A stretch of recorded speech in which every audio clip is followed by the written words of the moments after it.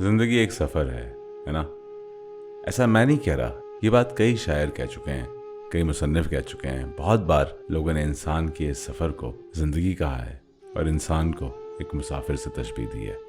जब मैं मीरा जी की गज़ल पढ़ता हूँ, मुझे ऐसा लगता है मैं ट्रेन की किसी खिड़की पर बैठा हूँ और चीज़ों को, दुनिया को अपने से दूर जाता हुआ देख रहा हूँ।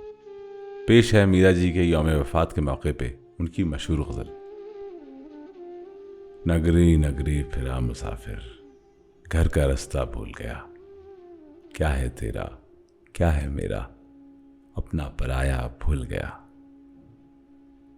क्या भूला, कैसे भूला, क्यों पूछते हो, बस यूं समझो। कारण दोष नहीं है कोई, भूला भाला भूल गया। कैसे दिन थे, कैसी रातें, कैसी बातें घातें थीं। मन बालक है, पहले प्यार का सुंदर सपना भूल गया।